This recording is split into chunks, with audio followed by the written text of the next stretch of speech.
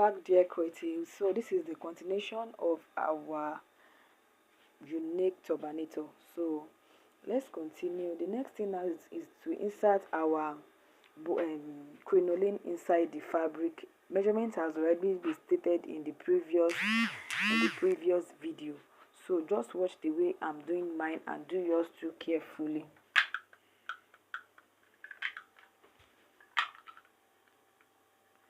So just do exactly the way I did in this video. So you tie it, you tie and lock it up. Then after locking it up, you follow this process too for the second one. You follow this process too for the second one, and you join both together. So after following the step, you now place it on top of each other. Then you use your needle and thread to sew it down. You sew it down. You sew it down. You tack and tack. You tack it very well so that it will last long on your customer's head. Okay. So you continue like that. You tie it. You lock it 2 to 3 times. You lock it up.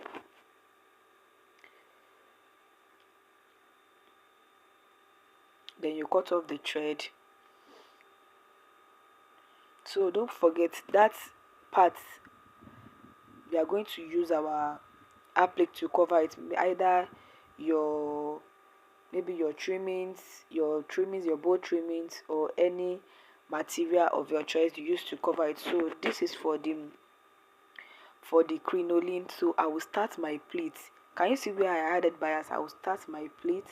I will pleat from the beginning till the end of it. You pleat like that from the beginning till the end of the crinoline. So you continue pleating, you pick and pick till you get to the end. So it's not bringing out the real design now, but once we are done doing the ruffles, once we gather everything together, we are going to see the beautiful design. So you gather everything, you gather everything.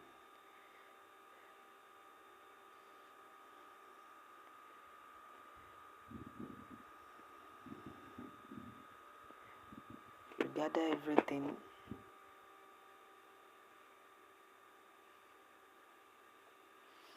Then after gathering everything, you are going to cut off the thread. So you can now place it on. You can work on this thing. We are working on our crinoline now.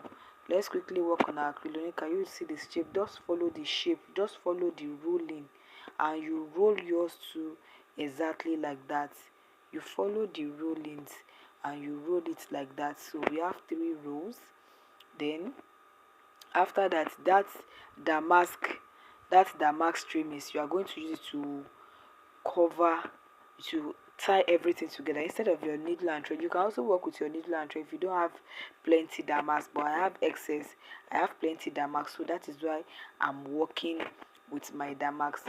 So for the shape of that ring, for the ring shape, you are going to do it according to your taste.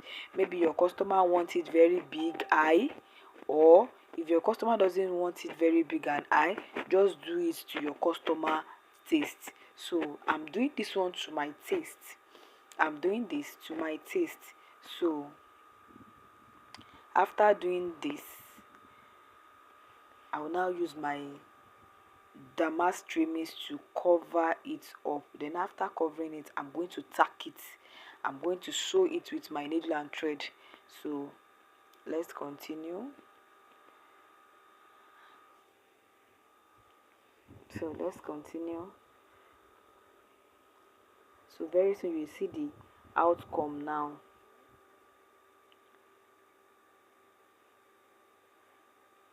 So I'm tacking it already with my needle and thread. I'm tacking it. I want it to be very firm and beautiful. I don't want it to start fraying off once the customer starts using it or I start using it. So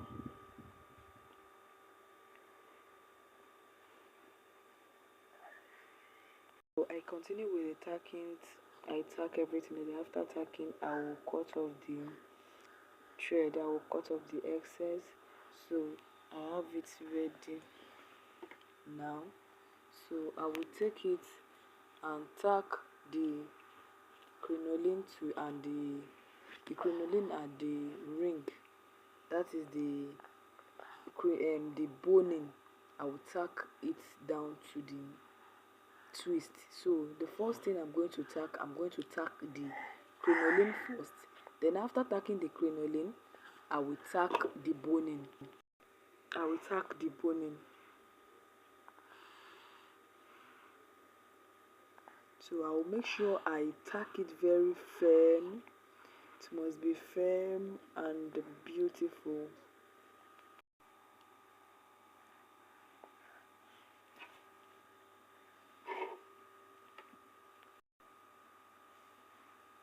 So this is the next thing. I will tack the boning.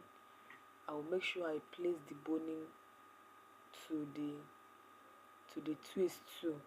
So on top the crinoline, so just watch the way I'm doing mine and do yours too exactly the way I'm doing mine. If you want your design to come out beautiful like this, come out beautiful and nice like this, you have to follow this step to get the beautiful design. So let's continue.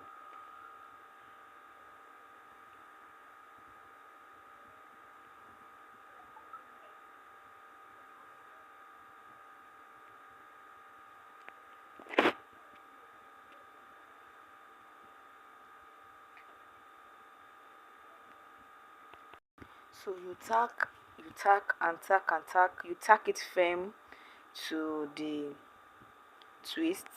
So you tack, then after tacking you lock it up. You lock everything up so that it won't remove. So we are almost done with our ring turbanator. Let's say let's give it a name. Ring turbanator.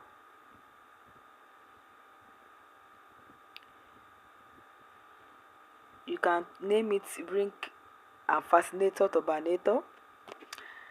I don't know. Just give it a name that befits it. I don't even know the name to give it, honestly. But the design is very beautiful and unique. I will just say ring ring turbanator. So we are going to tack that crinoline that we insert into the fabric. We are going to tack it down. So we'll tack it down to cover that rough part, that tacking part. So, and don't forget the other back too. We are going to look for maybe a flower or a design to cover the back too. So let's quickly tack this. Then after tacking it, we are going to cover it with this maybe brooch flower. I don't know the name, but it's sold in the market. So this is the what I'm going to use to cover it up. Then for that back area, I will cut. I think I've already taught us how to cut this flower. So we are going to cut it in a round shape. I forgot to do the video while cutting it. So a round shape. Then after cutting the round shape, we are going to pick it, the tip. You are going to pick the tip together. You pick till the end of it. You pick, and after picking it, you are going to lock it up. Then look for maybe a trimming or any accessory to cover up the rough edges. So the rough edges too, you can just burn it with lighter. So this is the outcome of the round flower.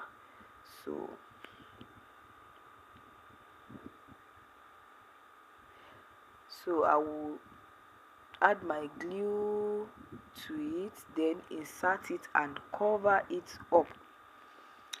So I'll use it to cover the back. So can you see?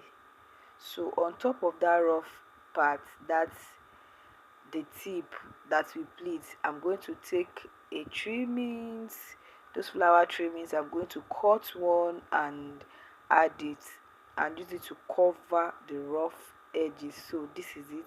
and our beautiful design is ready.